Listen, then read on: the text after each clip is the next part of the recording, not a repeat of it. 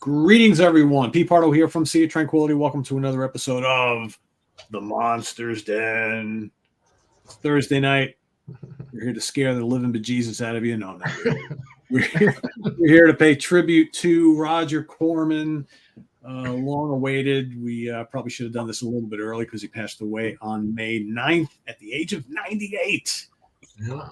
Believe it, 98. Guy lived a long, long life. Of course, Roger Corman, the legendary director, producer, executive producer, writer, actor. He's kind of done it all in his career. Probably most known for producing and directing some of the craziest, silliest, and yet coolest movies of all time, especially in the horror and exploitation genres. So we're here to pay tribute to the man, Mr. Roger Corman. Let me introduce the crew. Jamie Laszlo's in the house. Dan Brown is here. He's up way late. Once again, Davy Gallagher is here all the way from Scotland. And, of course, the man from Pennsylvania, Mr. Craig Kaminski. What's going on, folks? Hey. Hello. The man who eats evening coaches. That's right. That's right. So what we've done is we've each picked out two films to kind of remember Roger Corman by.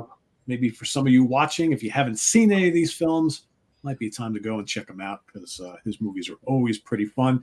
And whether he directed or produced or executive produced, he just had to have something to do with these films. That's the ones we picked. So we will start it off with Mr. Laszlo and work our way up. So, Jamie, what's your first selection from Mr. Roger Corman?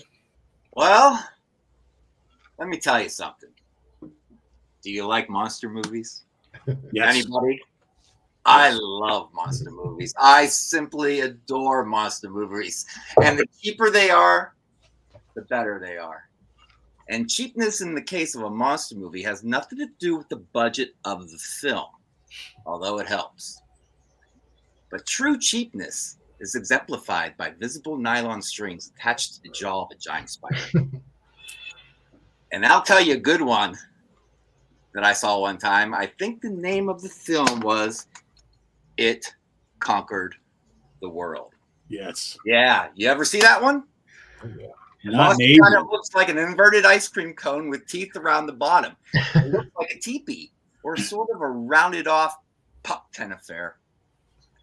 It's got fangs on the base of it. I don't know why, but it's a very threatening sight. And he's got a frown and, an ugly mouth and everything. And there's this one scene where the monster's coming out of a cave. See, there's always a scene where it comes out of the cave at least once. And the rest of the cast, this must have been made around the 1950s. The lapels are about that wide. The ties are about that wide and about that short. And they always have a little revolver they think they're going to shoot the monster with. And there's always a girl who falls down and twists her ankle. Hey, of course there is. You know how they are, the weakest sex and everything, twisting their ankle on behalf of the little ice cream cone. Well, in this particular scene, folks, that's you guys, folks, they didn't want to retake it because it must have been so good they wanted to keep it. But when the monster came out of the cave just over on the left-hand side of the screen, you see about this much 2x4. Attached to the bottom of the thing as the guy's pushing it out. And then obviously off camera, somebody's going, no, get it back. And they drag it just a little bit as the guy's going, shh, shh. Now that's cheapness. And I'm sure they didn't reshoot that scene, right? Yeah, well, as some of you may know or may not know, that whole monologue is from Frank Zappa and the Mothers. Roxy and Elsewhere, yeah. Where he introduces the song Cheapness.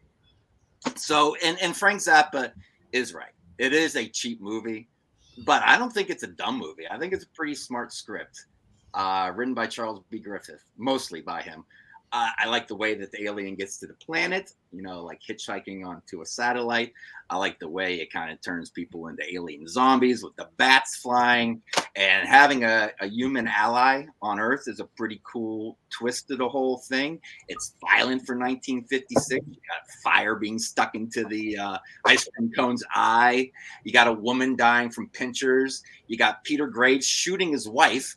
I mean, she's like possessed for 5 seconds. He's like, well, fuck her. I think I would have given her at least another, 10 minutes to shake out of it. Nope. yeah, I really enjoy it. Now, does it need Dick Miller and Jonathan Hayes being wacky and slapstick comedy? No, it feels out of place, but that's all right. But yeah, I really dig it. And I'm down for any movie made in the 50s that begins with the word it. You know, whether it's It, the Terror from Beyond Space, It Came from Beneath the Sea, It Came from Outer Space, It Came all over her boobs. Wait a minute. That one. Different genre. But yeah, fun movie. It conquered the world. Frank Zappa enjoyed it, and so do I. Jamie, is that a DVD copy? That is a DVD copy. Yes, that's the only thing I could ever find. It's kind of crappy, but it's watchable. Yeah, that's been long overdue to come out on Blu-ray or 4K or whatever. Yeah, Maybe and they're not. I mean, I wish I could say they're like $5, but they're like 15. Yeah, that's an old DVD. Those came out like quite a while ago. Yeah. All right, cool. We're off to a good start. Glad you mentioned that one. Dan, over to you. Well, I'm going to stay right in the 50s along with Jamie, and we're going to add into the Jonathan Hayes and Dick Miller fan club, or Roger Corman's stock characters, in a film that I did not see in the movies, but it was a regular on television for a number of years, and that is, well, it's not of this earth. Okay. This film, let me tell you something. The interesting about when Jamie, we're talking about the 50s with Corman, that period of time, like 57 up to the early 60s, he always made these films. You knew they were for drive-ins because it was all this jive, beatnik talk. Everybody was kind of hip. Even Dick Miller in this thing plays like a hip vacuum salesman, if anything ever existed. He put the Electra in Electrolux.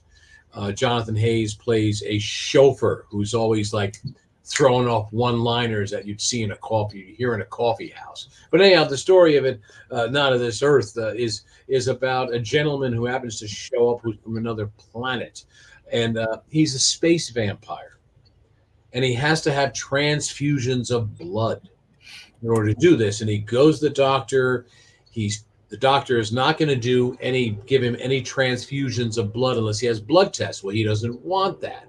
So he has mind control to kind of like tell people to just listen to what he says and go along with him. Meanwhile, Beverly Garland, who's in the film, she plays a nurse working for the doctor, who he hires for the astounding amount of money of $200 a week, which I found out that somewhere in that period of time, a nurse or a registered nurse would get about $75 a week, which would be for an RPN or a registered nurse. He was getting $200. At first, she's not going to jump on it. I figured, what's wrong with you? $200. You're going to go over there, and she has to administer blood transfusions. Well, he can't get blood, so what he does is he has this thing where he wears sunglasses all the time, like a man, like very much like the man with the X-ray eyes with Ray Milland. They are taped on the side. He dresses like a man in black, and he wanders around. All he has to do is take there you go, and his eyes look very similar to the man, and he takes his sunglasses off, and when he stares at you, I have not been able to figure out if he just immobilizes them and they pass out, or he actually kills them. I think he immobilizes them, and then he drains their blood. Now, the great thing about this film, the first 2 minutes of the film, and here it is, black and white, two teenagers in a car. Okay, they're talking all kinds of stuff. Daddy-o, if my father finds out you're hanging out with me, he's going to put some bullet holes in your head. I could dig that, or some shit like that. Go around. She goes to walk home, saddle shoes. He's in a roadster. Boom. As she walks in, all of a sudden, she hears a noise, turns around, and hears this actor by the name of Paul Birch, who's dressed in black with a suit. Looks like I said, man in black. She stares at him. She goes, "Oh, hello, how are you?" And all he does, he just takes off his glasses, and she just falls to the ground. He opens his briefcase, and he has all of this tubing and needles and stuff like this, and he's going to take her blood away from her. This is in 2 minutes, the first 2 minutes of the movie. So his whole time is he's killing people off. He talks to the home planet through some kind of a teleportation device, which he also provided the same voice for the alien on planet Zero, wherever he's coming from. And he just grabs people, and randomly he'll grab people and put them in the teleporter device. He's walking down the street, and there's this Asian guy walking down who in the late 50s would have been like a houseboy on Father Knows Best or one of those TV shows. And he takes him, brings him home, and he just puts him in the machine and sends him off like, we're going to send some Chinese takeout this week, for you guys. But does this whole during the film, picks up 3 bums, would bring him over to his house. Now, gets them drunk, takes his glasses off. They all fall down. He's got blood all over the place. Meanwhile, he is joined at one point by a female alien, once again wearing sunglasses, dressed to the T's for like 1950s. Probably the same woman that would have been chased by the monster in the Frank Zappa song with the torpedo tit bra and high heels, And she goes there. When he goes there, somewhere along the line in his refrigerator where there's blood, he has canine blood, dog blood. And this is how the plot is found out. She goes down, she passes out in front of the hospital. She dies because she can't have dog blood. I don't understand why, but whatever. Beverly Garland, the nurse, is getting suspicious of him. She's dating a guy who's a cop who's also suspicious of the alien. And, bottom line, he just wants to get after this guy. And what happens? There's a lot going on.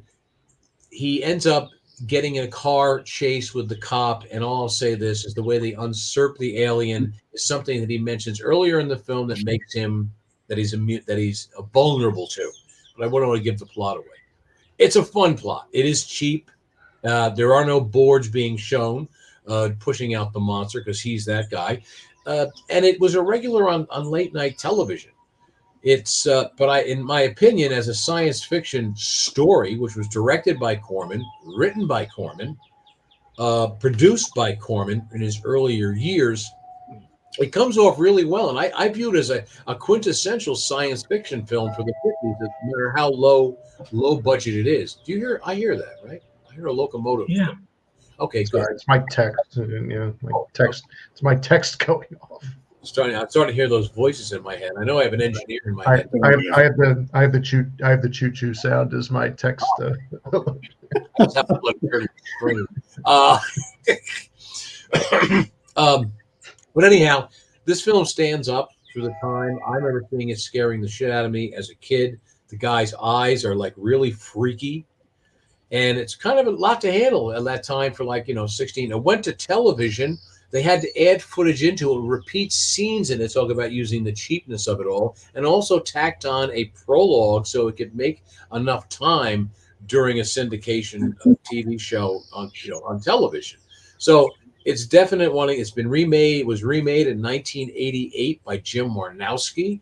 What's the infamous thing about that film? It was the first legit movie that Tracy Lords made after leaving her rather questionable, working papers career when she was younger.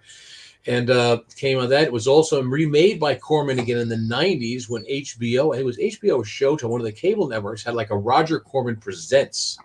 And they ended up doing another reboot of it starring the actor Michael York. So it's a story that's going on and on and on.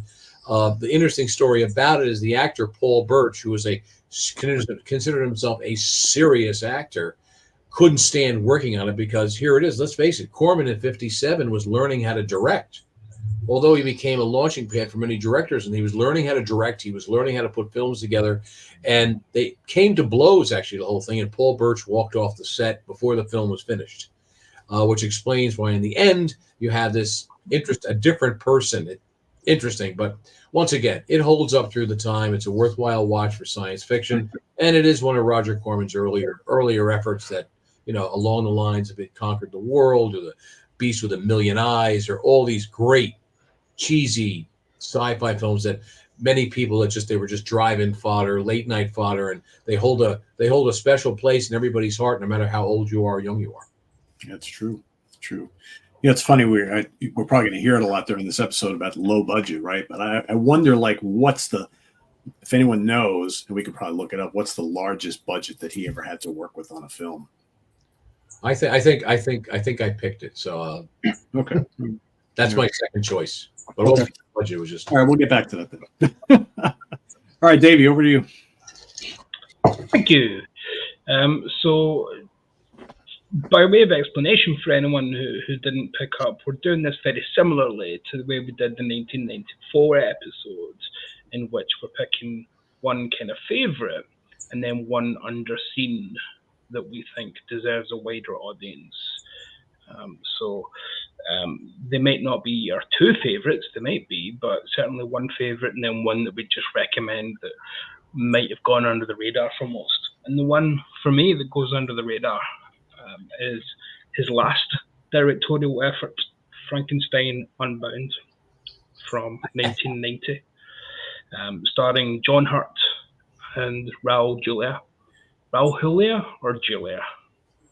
Julia. Julia, I don't know. Yeah. So Gomez from the Addams Family is Victor Frankenstein. But it's not a take on the old Frankenstein story as you know it. It's set in our future, the far future of 2031. So long way away yet, absolute ages away. And John Hurt's a scientist. And like most Corman efforts, is very economical with its budget. So it starts with a budget that he's just used for a sci-fi film that's been redressed a little bit. And that's the future that we're now in, because he knows we're only going to need it for the first couple of minutes of the movie. So it's been reused from Space War or one of those films. And John Hurt is the scientist who's invented this weapon that has an unexpected consequence of opening up time fissures and sending things forward in time or back in time, depending on what the plot needs to happen. In this case, he himself gets sent back to the time of the writing of the novel Frankenstein. So he meets Shelley, Byron, Mary Shelley, and Percy Shelley. Percy Shelley is played by Michael Hutchins from InXS in a rather bizarre bit of casting. Jason Patrick is Lord Byron. Bridget Fonda is Mary Shelley. She's rather good, actually. You wouldn't expect her to be good in that kind of role. But it's all about John Hurt for me. He's the guy from the future who's gone back to the past, the scientist. And he very quickly fits in to society and starts to realize that Frankenstein is real. So he's wondering, how can this be the case if Mary Shelley's here and Byron's here and Shelley's here, and he's at the Via Diodati, the famous night that Frankenstein was written, at the Via Diodati, the stormy night. What's going on? How can Frankenstein be real? So it's an exercise in a bit more of a meta storytelling device for Roger Corman. And it's based on a novel from the 1980s from the same guy that wrote AI, which was turned into the Steven Spielberg film. But essentially, the reason to see it is because it mixes up the historical aspects of the truth, the writing of Frankenstein and the night at Via Diodati, with an explanation of how Frankenstein could actually have existed and made his monster. So that's all there. Frankenstein, the bride, the creature, that's all there. But so is the actual making of the novel at the same time. Don't think it's a massive spoiler to say that time travel shenanigans is involved to get rid of Frankenstein from the timeline, so that's why nobody knows now that Frankenstein was actually a real figure. But it also is very clever in terms of taking things from the novel and adapting them for its own story. So the novel, which is never in any of the film versions, starts with Frankenstein in the North Pole. The creatures wandered off, and Frankenstein's gone looking for him. Frankenstein gets rescued up in the Arctic somewhere. This film actually kind of recreates that. That's where this film starts, is the snow looking for the creature. So although it's a very different take on Frankenstein, it actually takes things that are never really in other adaptations. And I think it's fascinating that after about 17 years of not directing a film, Corman came back to direct something that is a reimagining of old horror classic novels, just as he kind of made his name with in the 60s, his more legitimate name, if you will. So it's fascinating to me that his last thing that he ever did was this brilliantly entertaining film with Raul Julia really majestic and over the top as Victor Frankenstein, and John Hurt, his usual brilliant self as the scientist, who can't quite believe that he's been thrown back in time specifically to this one point where fact meets fiction, and all sorts of shenanigans ensue. I don't want to say too much more than that, because I think it's a real undiscovered gem. The makeup's not particularly great for the creature. I would have gone with something a bit more realistic looking, considering that's what you're trying to do, is to say that this actually happened. But yeah, it's ridiculously entertaining, and I don't know why it's not much better known. 1990, Frankenstein Unbound. You mentioned Bridget Fonda before. Man, I miss her. Yeah, what happened to her?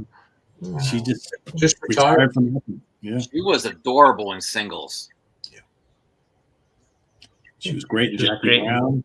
Jackie Brown, Melanie, yeah. Yeah, Sometimes actors now just get burned out by the business and say, I got to get out of here. Whatever. yeah. He Special actresses. started a family. But, you know, and, yeah. Looking at the ages, Raul Julia, if he lived, would be in his mid-80s just now. That seems very weird to think of.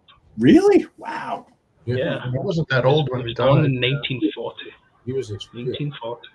his 50s, Wow. I believe. Crazy. Too old to do the Yeah. mamushka. And Yeah. John Hurt would also be in his 80s at this point. I Yeah, think. he was 77 when he died, yeah. So I think they were born the same year. Crazy. All right, Craig, over to you. All right, the one I'll start with, the more favorite of mine, and I think this is one of the quintessential drive-in movies of the 70s, and that's Death Race 2000 from 1975, directed by Paul Bartel, produced by Roger Corman, and just fun. It is just a 1 hour and 20 minutes of fun. Takes in a nutshell, after the great crash of 1979 and the far off future of 2000, now it's the 20th annual race of the Transcontinental Road Race, and there's five racers, all in kind of souped up convertibles, and they're pretty much like pro wrestlers of the time. I mean, they all have these personas where you have David Carradine as Frankenstein, the multiple time champion. He's wears a mask, and they say he's had his left arm replaced in '82, and his right half his face was replaced, and from all the different races that he's been in. You have Sylvester Stallone as Machine Gun Joe Viterbo, a Chicago gangster type who really shows a lot of charisma in this role, and it kind of, I'm sure it helped him very much a year or so later with his big breakout with Rocky. But he's a fun gangster character in this. You got Mary Warrenoff as Calamity Jane, a outlaw cowgirl. Roberta Collins, who is Matilda the Hun, the hottest Nazi that you'd see come 1975, and Martin Kove, John Kreese from Karate Kid as Nero the Hero, a sort of almost effeminate Roman gladiator type in his car. The race is a big spectacle. They have the real Don Steele, DJ at the time, as the announcer, who puts a lot of flair and zip into saying announcing the highlights of the race. Each driver has a navigator that kind of reads them the maps and whatnot. Matilda the Hun's navigator is played by Fred Grandy. That's Gopher from the Love Boat, pre Love Boat. The male drivers all have hot women as their navigators. There's a scoring system of that's how they're driving across America with old people are worth the most points, and babies have a certain amount of points, and teenagers. I mean, it's really over the top. There's a scene where Frankenstein has to drive past a retirement home, and some of the doctors put out all these old people in wheelchairs out in the middle of the road, and instead he runs over the doctors instead. So I mean, just a fun movie. And an exploding baby at one point is the end of Nero the hero. And plus, you even have some social commentary on top of this, showing about, which still holds true now, with America's obsession with its violent sports, and how we can't get enough of it. So just a fun movie, a lot of crazy cars, and some blood and guts in some scenes, some nudity of that all of a sudden happens at one part where during one of their rest stops, there's a massage scene, and I had texted that to Chris. I said, "Where'd this scene come from?" Just all of a sudden, there's some nudity thrown in there, but all in all, just a fun quick in and out hour and 20-minute fun movie from Roger Corman, produced in 1975. It was remade sort of in 2008 with Jason Statham. That one's also pretty fun. They kind of tweak it a little bit with having the road race as within a prison, and it's a set course. An obstacle course, sort of doom. I believe in the remake, the only characters that they use are Frankenstein and Machine Gun Joe. I don't think they use the names even of any of the other characters. But that movie's almost like watching a video game happen with the shoot 'em up with the souped up crazy cars and everything. Roger Corman also produced that movie as well in 2008. So and there's been several direct-to-video sequels of those, which I have not seen, but just the original, the first one with Jason Statham is pretty fun. But Death Race 2000 is highly recommended, and it is available. I watched it streaming, but it is available on Blu-ray, and just great fun viewing. Highly recommended. Always reminded me of this game. Remember Death Race from like 1979? It's actually called Death Race, where you would run over people and they would become crosses. It's a simple black and white game. Okay. I was playing it a few weeks ago. It's funny how Roger, as he got older, and I guess when he realized that like sex and cheap thrills sells, he started to, all of a sudden you started to see like nudity and all sorts of stuff popping up in his films. I think he really started playing that up in the 80s, but it started in the 60s. Has anyone seen this Corman's World? No. Documentary about him. This is essential for anyone who's really interested in the topic of today. It goes through his whole career. It's on the set of one of his 2000s movies, which Carnosaur 19 or something, but nonsense. But the parts that go through his career are absolutely brilliant. Everybody and their grannies in it. Jack Nicholson comes back to talk about it, ends up in tears going through his stories. Robert De Niro's here, Martin Scorsese, Joe Dante, and it talks about that Roger Corman, the things that you had to start including in different films, because drive-in audiences changed, and then audiences changed again in the 70s with pornography starting to become more of a mainstream thing. So he started including more of that, and then in the 80s his famous mantra was, you can make anything you want as long as there's a helicopter explosion at the end of the film. So different eras of Roger Corman had different kind of rules, which makes his filmography quite fascinating to look at. Wasn't he starting to do things like Sharktopus and all kinds of these bizarre... It's one of those ones that is on the set of here. Oh, it's like, yeah. And I'll quick say also, just over this past weekend, Chris Allo and I had attended a movie marathon locally here in Phoenixville. One of the movies that was shown was Hollywood Boulevard from 1976, directed by Joe Dante and Alan Arkish. There's this Mary Warrenoff, who was Calamity Jane in Death Race 2000, is in Hollywood Boulevard, and there's a scene where Frankenstein's car is being used in that. It's like, hey, that's again recycling some props and scenery and such, which is one of his trademarks that you happen to see in a lot of the movies. But when Frankenstein's car pops up and Calamity Jane's driving it, everybody's kind of like, oh yeah, that car looks familiar. Yeah, he reused a lot of stuff. All right, my first pick, I'm going to go with an older nugget, not unknown, but a little known film that I think deserves a little bit more attention. This was released in 1959.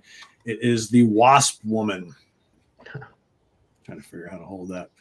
So interesting, because like the old movie poster kind of shows one thing, and this came out right around the time where the giant insect films were running rampant all over Hollywood. But basically the story, a quick story about this is you have this like executive at a cosmetic company. And one of the big marketing campaigns that they always do is that she's very attractive and her face helps sell their products. Well, she's getting older and all of a sudden she's not as pretty as she used to be. She's not as young as she used to be. And business is not doing that good. Well, she discovers this scientist who has been doing studies with wasps and these enzymes in the wasp jelly that they make. And he's found out that the enzyme from the wasp jelly might have regenerative powers to slow down aging, right? So somehow she comes into contact with this guy, and she decides that she wants to be given this little enzyme to see if it works on her, because she's got to look younger. She's got to look better because her company's going down the tubes. And lo and behold, she starts to look great. She starts to look younger. But of course, there's side effects, right? So, yeah, of course, because all of a sudden, now all of a sudden she starts developing these tendencies. She starts killing people. What's happening is she's actually turning into a wasp woman. However, she's not looking like that. She's not this big, gigantic wasp with a woman face and wings. She actually kind of looks something like that. I don't know if folks can see that, but think maybe, Okay. Yeah. That's a wasp. Sort of looks like a wasp, right? It's really bad makeup, but it's for the time. It's like it's kind of cool, and she's got the big bug eyes and the antenna and whatnot. But you don't see her as that till the very end of the film. So, of course, obviously, her plan does not really work. It doesn't end well for her, unfortunately. But another example of sci-fi films in the 50s where you try to experiment with Mother Nature and do things that you shouldn't, and bad things do happen. So it's really cool. It's only like 63 minutes long. Susan Cabo's in it, Fred Isley, Barbara Morris, and directed and produced by Mr. Corman. So again, you can tell not much of a budget, but I think it's a cool little sci-fi film, quick, painless, and lots of fun. So The Wasp Woman. Susan Cabot's really good in it as the lead. She's really good. She is. Yeah. And that was also remade by Jim Wynorski for the Roger Corman Presents show in the 90s. Yeah, why not, right? Jim Wynorski, who also has directed a couple hundred films, seems to have just remade Roger Corman's catalog. Well, he also made Return of the Killer Shrews, which he was able to cast the guy who was eventually on the Dukes of Hazzard, who was in the original Killer Shrews, like 50 years later, in the same role. So he was like 105. Yes. Yeah. But a good film for those who like maybe The Fly, or this kind of story has been done before about someone who's looking to do something to themselves or their body to try and look younger, right? You can think Ingrid Pitt, right? We all know that old Hammer film, right? So it's kind of similar, but probably way before a lot of that stuff. So a very, very cool little film. A lot of fun. Who put that Blu-ray out, Peter? This is a Scream Factory. Oh, wow. Okay. Yeah, I got this on like a $10 sale like a couple of years ago. Yeah, it's really good. It's a 2K scan of the film. Pretty fun. All right, Jamie, back to you. Your last pick. All right, I picked one of his more famous films. In 1986, Little Shop of Horrors came out. And it was always on, man, like TNT on a Sunday afternoon in the early 90s or HBO or whatever. So I saw it so many times. But when I was 16, I found out that it was a remake. I had no idea until shortly after this came out. And then I found out Nicholson's in it. Oh my God. Nicholson just changed my life 2 years prior to that when I first saw One Flew Over the Cuckoo's Nest. I'm like, I got to see the remake. Hoping Nicholson's in it the whole time. Well, he's not in it the whole time, but he has the best part. So I was a fan right off the bat of the original, and I have it here on this. It's the Terror. It's a 2-disc Terror and Little Shop of Horrors. Little Shop of Horrors as being like an extra. Looks really good on it. HD. So it's a wacky movie, and the wackiness works in this, with Dick Miller and Jonathan Hayes here. Their wackiness is welcomed and needed. And, Jonathan Hayes is kind of like a subdued Jerry Lewis a little bit, but it all works. Everyone's having a blast. They filmed it in 2 days for like $20K. And it just looks like they're having a fun weekend making this little movie. It comes off as a play. So when they turned it into a musical, it wasn't really that far-fetched. It wasn't quite the leap, I think the comedy still works. I think the hooker scene is funny. Nicholson's scene is funny, as a masochist who wants to feel pain from the dentist. And the punchline at the end when he has all the missing teeth, still a slam dunk. I was watching it again, and I was watching some of the, Corman's directing. It's a little stagnant at times, and the dialogue, especially between the cops, can be a little wooden. And then you got this voiceover that comes out of nowhere. I'm like, yeah, he was like Ed Wood, but with more talent, and he had the sense to surround himself with people who had talent instead of Ed Wood, who wanted to do everything badly, But all little things like Charles B. Griffith showing up, who wrote it, and the plant eating him and then spitting out the gun. Still hilarious. So yeah, and it's funny, it's funny to think that Nicholson was part of this whack pack. Because of what we think of him through the 70s and the 80s and the 90s, he was just part of this whack pack. And I watched Crybaby Killer not too long ago, and Corman introduces it and said that he met Nicholson at an acting class, and Corman was there just to get that angle and aspect and learn acting a little bit better. And he said Nicholson was the best person in it, so that's why he cast him for a Crybaby Killer, which is a 60-minute stupid little film. Ain't that bad. It's kind of a tight little thriller, if you ask me. Nicholson holding up some hostages with a gun. It's fun to watch him be 21 years old playing a teenager. So I did go down a rabbit hole on the internet when I'm Googling Nicholson, Googling Corman and all kinds. Then I'm going on eBay, and I found something that I pulled the trigger on. And it is a 1958 original Crybaby Killer poster. Wow. And it's in really good shape, and the price was right. And I got a wall as you come down my steps now on the right, a wall that's kind of turning into a dedication to Jack Nicholson. So that will be a nice thing to add. And just for shits and giggles, I found a 75 Cuckoo's Nest too. Not an original, because obviously it says Best Picture, Best Actor, so it came out after the Oscars, but still an early. And this was only $36. Wow. There you go. The wall continues to grow. Little Shop of Horrors. Cool. Very cool. All right, Dan, your final pick. It's so funny. It's like Corman produced, directed, that had his hands in about 350 films over a 60-year career. And what do you think? All the things we could choose from. My second pick is what Davy picked. Frankenstein Unbound. This is a. We do mention in the chat what ones we're picking, so we don't do this, Dan. But Oh, I know okay. that. Well, I was having a conversation with Peter. We'll talk about that later. About conversation when you post something, next thing you know, is I've got to go through about 14 hours of Carolyn Monroe's attributes, and then it's like all of a sudden, what were we talking about? You know, I lose. You know. Anyhow, that being said, I agree with Davey on every aspect of this film.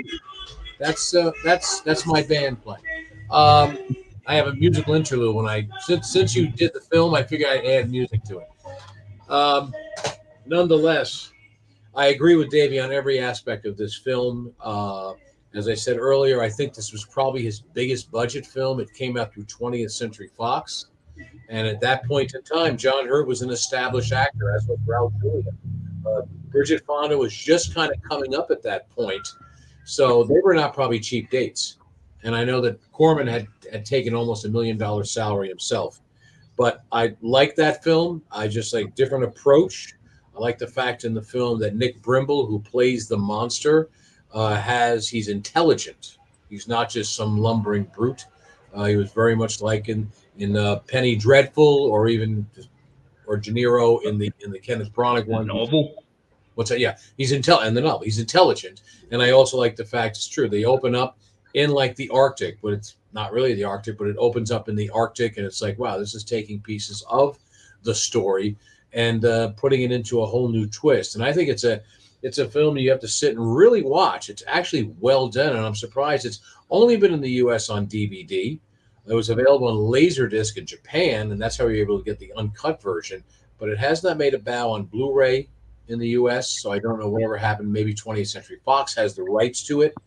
But it's a really noble effort, and especially the fact that it was his last film where he came out of retirement and did it. He really pulled out the stops, and as Davey said, I agree. He went back to the roots. It's all about classic horror and his spin. So that was my second pick. You got to wonder if now that he's passed, that they might do something to put some of these out on Blu-ray. I don't know. We'll have to You see. think he was holding it back? I don't know. How long had it been? What was the movie he directed prior to Frankenstein Unbound, or how long had it been since he directed a movie? Did he do the St. Valentine's Day Massacre? That was 75, wasn't it? 74? Yeah, I think it was that. Yeah, he did that. Yeah. No, wait. St. Valentine's Day was 67, actually. Was it that? That was the one with Jason Robards. That was 67, so it might have been something else. But it was a number. It must have been like Bloody Mama or one of those kind of movies. Right. Yeah. Yeah. Okay. Yeah. So that was my pick. Frankenstein Unbound. Cool. All right. Davey. Well, sometimes you just use Occam's razor, and the most obvious choice is the one to go for. And for me, the best thing he ever did, regardless of us having discussed it on various shows for different reasons, is the Mask of the Red Death, part of the Poe cycle, which, to me, that era of his filmmaking is his greatest. As Jamie said, one of his gifts was the ability to acknowledge his own faults as a filmmaker and hire people to cover those faults. At no point in his career did he do that more than during the Poe cycle, from the early 60s to the mid 60s. And this, to me, is the best of them. It's the most Hammer-like, for obvious reasons, because it's filmed in the UK, comes over here. It's Vincent Price, of course, as Prince Prospero. A magnificent performance. Very arch, very over the top, but not in a camp way. Vincent Price obviously could play camp, but this is not one of the films where he does that. It's still over the top and imposing, but it's not camp. It's slightly on the road to his Matthew Hopkins in Witchfinder General. It's that kind of malevolence that Vincent Price could portray. So he's essentially I'm not going to go into the full plot because it's a famous film, but he's prince of this region, and the Red Death is going around, and it's really a commentary on not plague or anything like that. It's a commentary on the rich versus the poor, because the rich people in it are all debauched and deprived. He tells his other fellow rich people who aren't quite as rich as him to squeal like a pig and get on all fours, and they do it gladly. It's a very debauched film in that regard. Big performances from all the supporting actors, except for, strangely enough, Patrick McGee, who gives an understated performance, and he doesn't often do that. But the main reason to see it, I think, is the wonderful design of the film, the wonderful look of the film. It's shot by Nicholas Roeg. And again, Corman knew, okay, I can't make a film that looks this sumptuous. I'll get Nicholas Roeg in to film it. So Nicholas Roeg films it, does all the cinematography, and it's one of the most stunning looking films that you'll see, regardless of budget. There's a sequence of it's basically all set in the castle, but there's a sequence of different rooms, different chambers leading one into the other, and they're all painted different colours, and the colours just pop out the screen. It's just wonderful set design, and most importantly, it's a terrific story. Like all of his Poe adaptations, it doesn't use terribly much Poe, or it takes a little bit of sprinkle over a lot of original stuff. It takes another Edgar Allan Poe story, one about short people, and uses some of that for a B plot involving Patrick McGee. But it's just a sumptuous looking film with a glorious central performance, a wonderful sidekick villain in Hazel Court, who of course was best known for the Curse of Frankenstein, and she was also in The Raven, where she played a villain again with Boris Karloff that time as her cohort, rather than Vincent Price, who was a good guy in that film. Who else? Jane Asher, of course, is the young kind of heroine in it, and she was very much the young it girl of the time. And about a year after this, she'd be dating Paul McCartney. She was Paul McCartney's mid-60s girlfriend. So very much a symbol of swinging London of the time. And there's that kind of feel to it, where this is him deciding to try and compete with not just Hammer, but Mario Bava, and coming into Europe and making a real splash with this. And then the final one in the post-cycle, Tomb of Ligeia, where they are just 100 times better looking films than the other films in the cycle. As much as I like those two, these are just sumptuous looking films, the last two in the cycle. Absolutely gorgeous, filmed on some wonderful locations. As has been mentioned, he was a bit of a magpie in terms of borrowing things and reusing things. It reuses sets for Beckett, the film Beckett, Oscar-winning film, so it's got some real quality just nicked from other sets. It's even got the outfits that Christopher Lee wore in The Mummy that have been reused and repurposed for a scene in here. But yeah, just a stunning film with a real Italian feel, actually. Obviously Prince Prospero is supposed to be Italian, but it doesn't feel Italy. It feels very much like a British movie, but it's got an Italian influence and it's by an American. So it's very much an international conglomeration, which, yeah, to me, it's just the best thing that Roger Corman ever did, and an absolute masterpiece with a towering central performance from one of the great actors of horror, and Vincent Price. If anyone hasn't seen it, please do. It's got a wonderful, wonderful feel to it throughout, and a genuinely chilling ending, I think, that stands up to this day. So, yeah, Mask of the Red Death from 1964. Cool. Yeah, I'm glad we at least talked about one of those films here, because I mean we've talked about them before, but they need to be mentioned because those are pretty outstanding. You know? Yeah, couldn't do it. It'd be like doing a Francis Ford Coppola show, but not mentioning The Godfather. Yeah, exactly. It's funny how like Corman was the launching pad for many directors, such as anywhere from Francis Ford Coppola to Joe Dante to Ron Howard, and Jack Nicholson and his entourage of actors and stuff, and Dick Miller, of course, being a quintessential character actor. But he actually was, with the Corman Poe films, it revitalized Vincent Price's career. It really gave him, because at that time, roles were starting to dry up a little bit for him, and he came in there, and that just reestablished another kickstart into his life. Of course, he became associated more with being the Monster Man and the Macabre, but he grabbed it and ran with it. So it's helpful for him as well, and it was a great collaboration. Oh, for sure. And Basil Rathbone and Peter Lorre, he got a second wind. I mean, sometimes it does stand out. I mean, as much as Jack Nicholson, it's great to see him young. When he's in The Raven, he stands out like a sore thumb. That is one of the worst castings I've ever seen in my life. Jack Nicholson dressed like Robin Hood, supposed to be this 18th century. No. Can't hit a home run every single time, right? Somebody's got to start somewhere. That's right. All right, Craig, your final choice for today. My second one is an underappreciated movie from that Roger Corman produced. This is from 1982.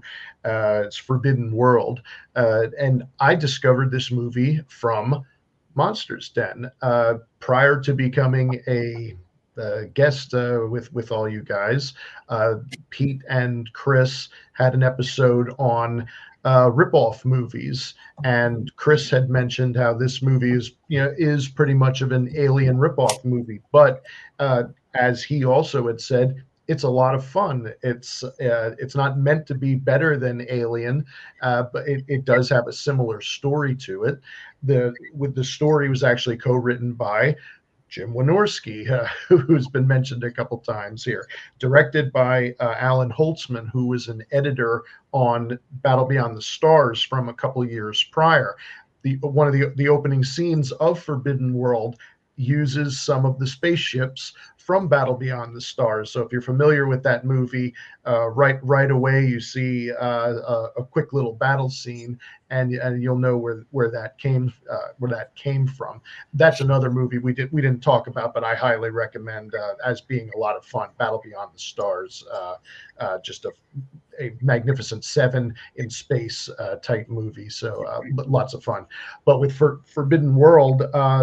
Again, in and out fun movie of an hour and 20 minutes ish of monster mayhem and lots of gooey, yucky dead bodies left behind. In a nutshell, on a distant planet, a creature is genetically created to help stave off a food crisis that's going on, and of course, bad things happen as it escapes, eats all the animals in the testing, cocoons itself, and then attaches itself to the first person's face, and then breaks loose in their base, and no one knows where it is.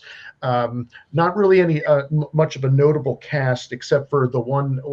There's two women in the movie, both of which are mighty fine, and one of them, the more recognizable of the two, is June Chadwick.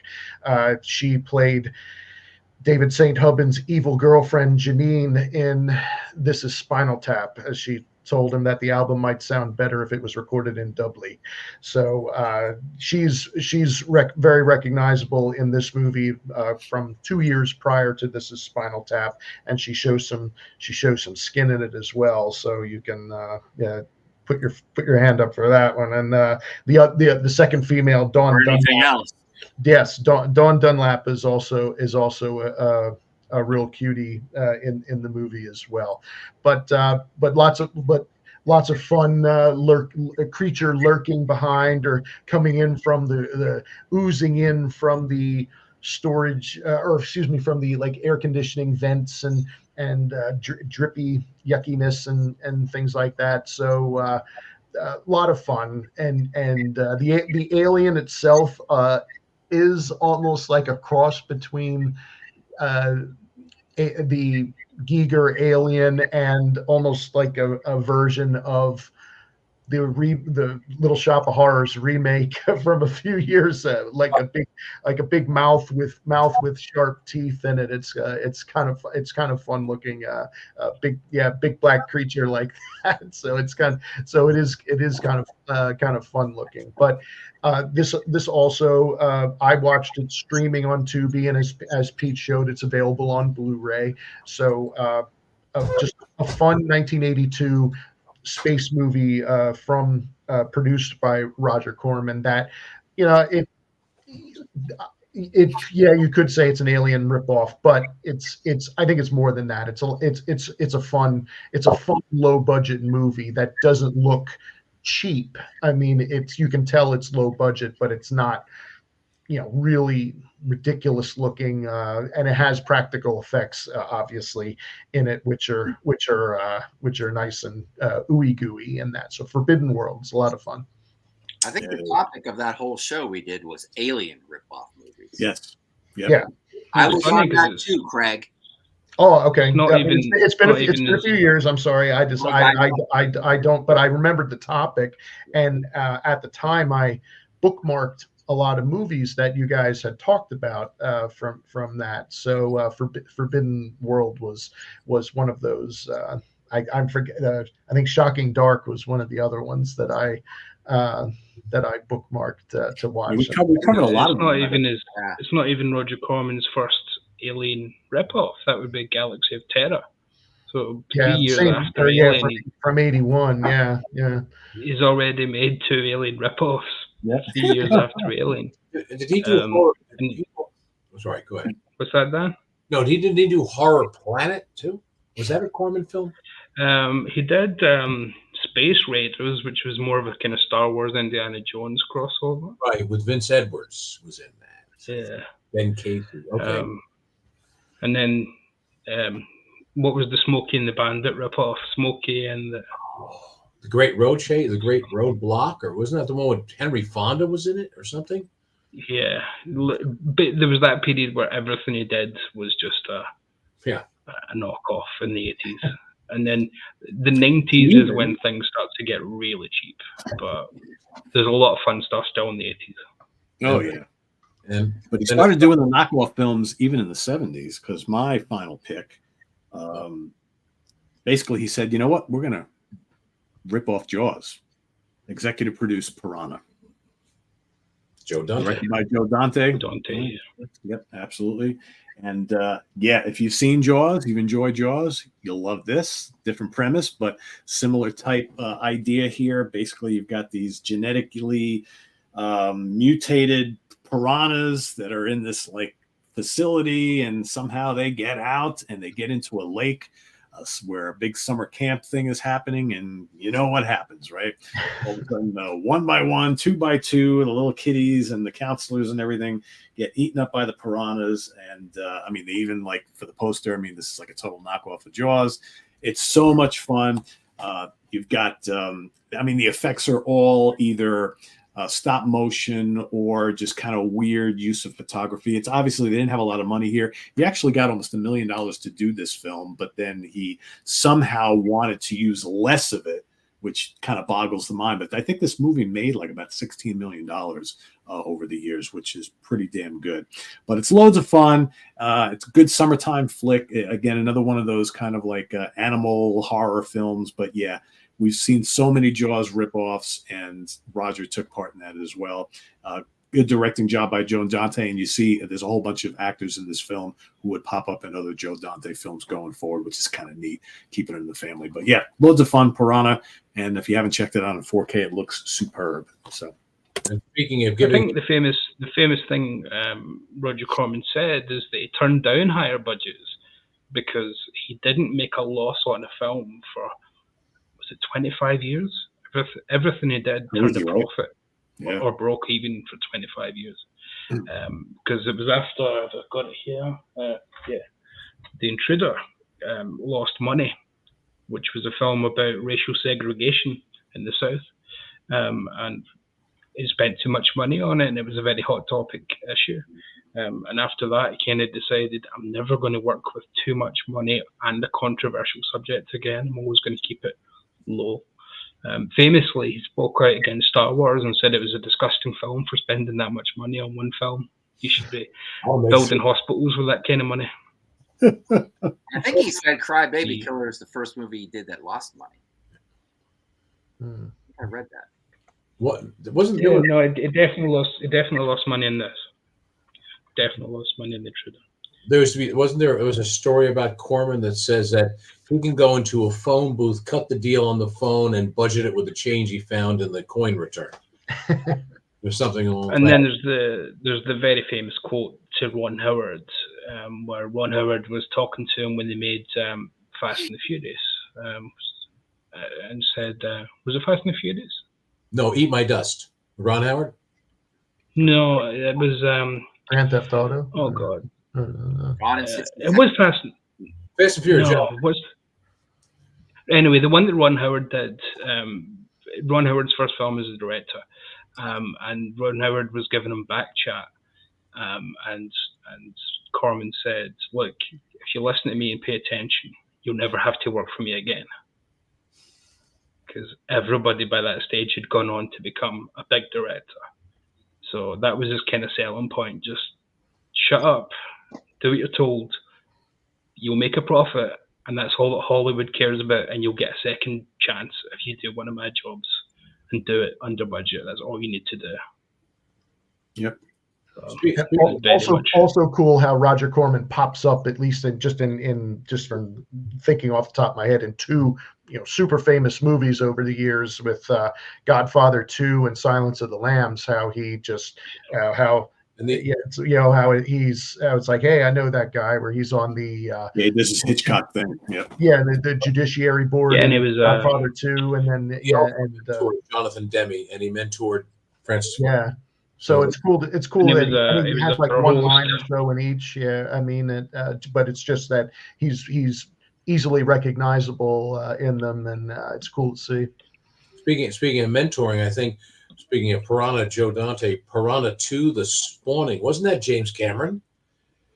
Yeah, and that was produced by Corman as well, right? Because I think James Cameron also started somewhere in his. He designed some of the sets, I think, for either Battle Beyond the Stars or maybe even in Forbidden World. Because I had read that when I was prepping for this. Yeah. And before anybody needs to comment, Grand Theft Auto is the Ron Howard film. That's what I said. First film he directed. Yeah. So Fast and Furious, the AIP film. Fast and Furious was 1954, so Ron Howard might have been a bit young. Yeah. Vin Diesel was in a 1954 movie? Yeah, right? Vin Diesel. I know that franchise has been going on forever. It's unreal. Very old. Wow. All right, everybody, there you have it. Our little tribute to Roger Corman. If there's any Roger Corman favorites that you have, put them down in the chat below or in the comments below, either way. And thanks for watching, everybody. We'll see you back here in 2 weeks. Actually, it'll be a little quicker than 2 weeks because we're going to have a special episode. We're going to do a little quick review, a couple of us, of the new Cat and the Canary release that came out. So that's coming up next week. So stay tuned for that. Visit us on the web at www.seaoftranquility.org. We're on Facebook. We're on YouTube all together all the damn time. Please subscribe if you haven't already and click on that notification bell so you get alert of all of our content as it posts. And please do hit the like button before you leave. Also down below, we got the links to our Ko-Fi page for channel donations, our merch page, and our Cameo page. Thanks in advance for all your support there. And we'll see you soon here with more stuff here on the Monsters Den. For Jamie Laszlo, Dan Brown, Davy Gallagher, Craig Kaminski, and Chris Sallow, wherever he may be, I'm Pete Pardo. See you soon. Take care. Bye-bye.